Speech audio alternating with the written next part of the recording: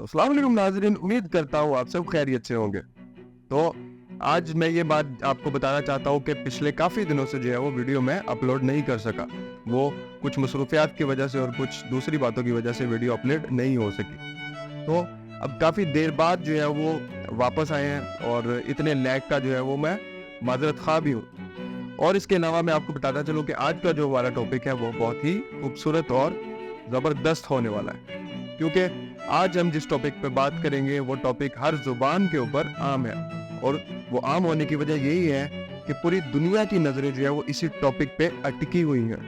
और आपको ये भी बताता चलो कि हमारा जो आज का टॉपिक है वो है IQ कमर के बारे में, जो कि पाकिस्तान मिशन मून के नाम से भी जाना जाता है और जो है वो चाइना के चैंग E6 ल्यूनर मिशन के अंडर, जो कि चाइना के शहर हैनान में मौजूद जो है वो वैनचैंग स्पेस लॉन्च सेंटर से 3 मई 2024 को लॉन्च किया गया। तो नाज़रीन, कुछ अहम फैक्ट्स के बारे में बात करते हैं। तो सबसे पहले हम ये जानने की कोशिश करते हैं कि इस मिशन को लॉन्च करने का मकसद क्या है। तो इस मिशन को लॉन्च करने का मकसद जो है वो यही है कि ये चांद की डार्क साइड को एक्सप्लोर करेगा। चैंग E6 ल्यूनर मिशन का असल मकसद यही है। और मैं आपको ये भी साथ में बताता चलूं कि आज से पहले किसी ने इतना डीपली चांद की डार्क साइड को एक्सप्लोर नहीं किया और ना ही आज तक वहां से कोई सैंपल कलेक्ट करके वापस अर्थ पे ला सका है। और इसी वजह से ये मिशन जो है इतनी इम्पोर्टेंस का हामिल है। तो अब जो सबसे दिलचस्प बात है जिस पर पाकिस्तानियों की नजर भी टिकी हुई है कि पाकिस्तान का इस मिशन में कितना रोल है।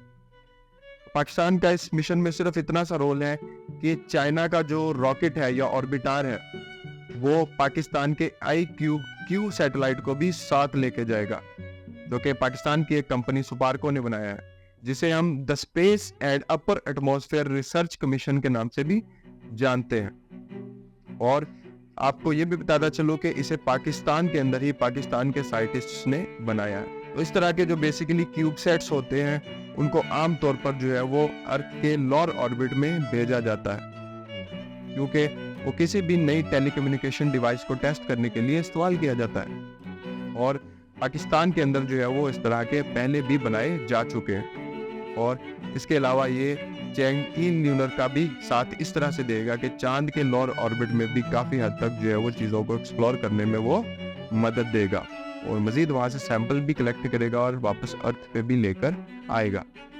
और इसका जो वज़न बताया जाता है वो करीबन 7 किलो है और इसकी जो शेप होती है वो एक डब्बा नुमा बॉक्स की तरह का होता है, यानी कि कोई बहुत बड़ी डिवाइस ये नहीं होती। तो नाज़रीन, IQ कमर सैटेलाइट जो पाकिस्तान ने चैंग E6 ल्यूनर मिशन का हिस्सा बनाया है, वो अब आपको ये भी मैंने बता चुका हूँ कि वो चांद के ऊपर लैंड करेगा और वहाँ पर जो है वो चांद के मैटर को कलेक्ट करेगा, यानी कि चांद की रॉक्स को, और वहाँ से सैंपल्स कलेक्ट करेगा, जिससे हम काफ़ी हद तक जो है वो चांद की सरफेस के बारे में और चांद के जो है वो स्ट्रक्चर के बारे में काफ़ी हद तक समझ सकेंगे। वो इसी काम के लिए बनाया गया है और स्पेशली जो है वो उसको इसीलिए मॉडिफाई भी किया गया है। नाज़रीन, चैंग E ल्यूनर सिर्फ पाकिस्तान के जो है वो सैटेलाइट को ही नहीं लेकर गया, बल्कि दूसरे ममालिक में से काफ़ी हद तक उनके जो है वो टेस्टिंग पेलोड्स को अपने साथ लेके गया है, ताकि मैक्सिमम चीज़ें जो है वो वहाँ पर डिस्कवर कर सके। लेकिन जो सबसे बड़ा हाथ है वो इसमें चाइना का ही है और उसके बाद जो है वो पाकिस्तान का है। तो दोस्तों, जैसा कि आप जानते हैं कि चाइना के लिए ये कोई बहुत ज़्यादा ज़रूरी मिशन नहीं है और इतनी ज़्यादा अहमियत का हामिल नहीं है, क्योंकि वो आज से पहले भी लातादाद जो है वो मिशंस कर चुके हैं, जिसमें से काफ़ी हद तक जो है वो उनके मिशंस पास भी हुए और काफ़ी हद तक जो है वो फेल भी हुए।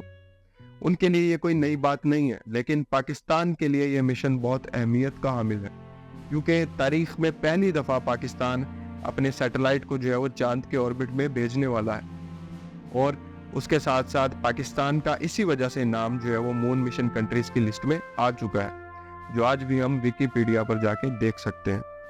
बेशक इसमें चाइना कोलैबोरेट कर रहा है, लेकिन पाकिस्तान का भी इसमें बहुत बड़ा रोल है और इसका सारा का सारा जो क्रेडिट है वो पाक चीन दोस्ती की तरफ जाता है, क्योंकि पूरी दुनिया जानती है कि पाकिस्तान और चाइना जो है वो बहुत अच्छे दोस्त ममालिक हैं। दोनों के आपस में लेन देन बहुत है, बहुत ज़्यादा वादे उनके एक दूसरे के साथ ऐसे हैं जिनकी वजह से उनका रिश्ता जो है वो जल्दी टूट नहीं सकता। लेकिन काफ़ी ऐसे मुल्क भी मौजूद हैं जो इस दोस्ती के हक में नहीं है। तो नाज़रीन, सबसे इम्पोर्टेंट बात, इस मिशन के जो है वो कामयाब होने के क्या चांसेस हैं। अगर ये मिशन कामयाब हो जाता है तो इससे कौन से इफेक्ट आने वाले हैं, और अगर ये मिशन कामयाब नहीं होता तो उससे कौन से इफेक्ट्स आएंगे। और इस चीज़ को समझने से पहले मैं आपका ये कंसेप्ट क्लियर करता जाऊँ कि ये कोई फुल फ्लेज मिशन नहीं है, या जो पीछे जो है वो इंडिया ने अपना जो है वो चंद्रयान भेजा था, या उससे पहले नासा ने, अमेरिका ने जो है वो अपने मिशंस किए हैं।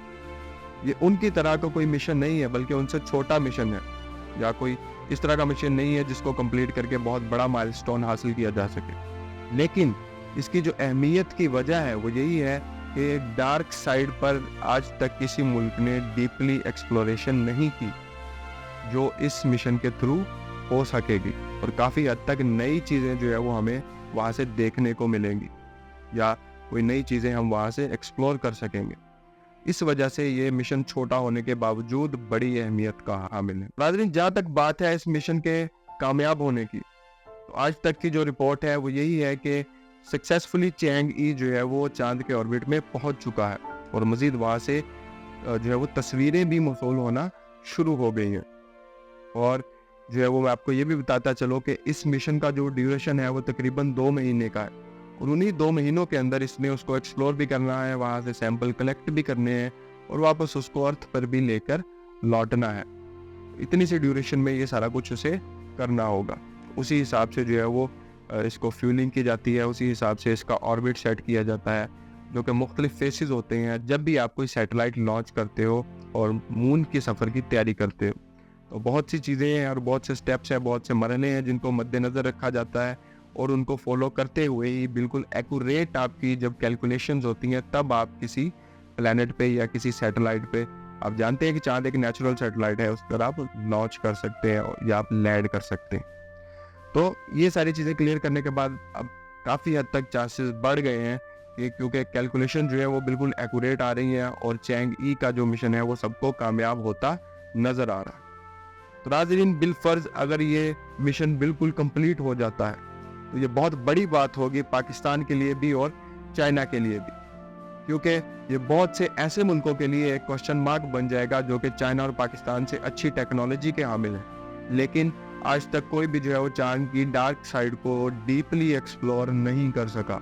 और ये उन लोगों के लिए भी जो है वो, या उन कंट्रीज़ के लिए या उन मुल्कों के लिए ये बहुत बड़ा सवालिया निशान बनेगा जो कि पाकिस्तान को कमतर समझते हैं या चाइना की टेक्नोलॉजी का मजाक उड़ाते हैं। तो उनका मुंह बंद करने के लिए ये मिशन जो है वो उसका कामयाब होना बहुत ज़रूरी है। तो चाइना के लिए ये बहुत बड़ा माइलस्टोन होगा, क्योंकि वो बहुत सी चीज़ें जो है वो पहले नहीं एक्सप्लोर कर सके, लेकिन अब जो है वो उन चीज़ों की एडिशन इनकी एक्सप्लोरेशन में हो जाएगी। और पाकिस्तान में भी टेक्नोलॉजी की एक नई लहर लेके आएगा, जिसकी वजह से पाकिस्तान के स्टूडेंट्स के अंदर जो है वो टेक्नोलॉजी को हासिल करने के लिए नए नए इंस्टीट्यूट्स बनाएंगे, और काफ़ी हद तक जो है वो सैटेलाइट्स के हवाले से जो भी आज लिमिटेड हमारे पास स्टूडेंट्स या टीचर्स मौजूद हैं, उस हवाले से भी जो है वो पाकिस्तान में तरक्याती काम होने शुरू हो जाएंगे। और पाकिस्तान साइंस के इस दौड़ में जो बहुत आज पीछे है वो आगे निकल सकता है। ये हमारे लिए एक रास्ता बन सकता है जो पाकिस्तान की कामयाबी की एक सीढ़ी की तरह काम करेगा, क्योंकि टेक्नोलॉजी वाद एक जरिया है जिससे पूरे मुल्क की मईशत का एक बड़ा हिस्सा कंट्रोल होता है। पाकिस्तान जो आज मुआशी निज़ाम में बहुत पीछे चल रहा है, वो आगे आने वाले वक्तों में शायद इसी टेक्नोलॉजिकल जिद्दत की वजह से जो है वो बहुत ज़्यादा कामयाबी या तरक्की हासिल कर सकता है। जो आज तरक्की पजीर है वो कल तरक्की याफ्ता बन सकता है। तो नाजरीन, ये बहुत ही ज़रूरी चीज़ थी जो आपके साथ मैंने शेयर करनी थी, और इसके हवाले से कोई अपडेट आएगी तो वो भी आपके साथ मैं ज़रूर शेयर करूँगा। और इसके जितने भी हकायक और दलाइल थे मैंने आपके सामने रखे। आप अपना ओपिनियन बताएंगे कि आप मिशन के बारे में क्या राय रखते हैं, और मज़ीद जो है वो इसके बारे में अपडेट आएगी तो हम आपको साथ साथ जो है वो अपडेट करते रहेंगे। उसके अलावा हर टॉपिक्स के ऊपर जो मुख्तलिफ हमारे होते हैं उनके ऊपर भी वीडियोज़ आएंगी, और अब जो है वो इसको मुसलसल भी अपलोड किया जाएगा। डेली बेस पे जो है वो वीडियो अपलोड होगी, क्योंकि पीछे जो है वो बहुत बड़ा गैप आया था, इसी वजह से काफ़ी हद तक जो है वो वक्त ज़ाया हो चुका है। उम्मीद करता हूँ आप हमारा जैसे पहले साथ देते थे वैसे ही हमारा साथ देते रहेंगे। मिलते हैं किसी अगले टॉपिक में, तब तक इजाज़त दें। अल्लाह हाफिज़।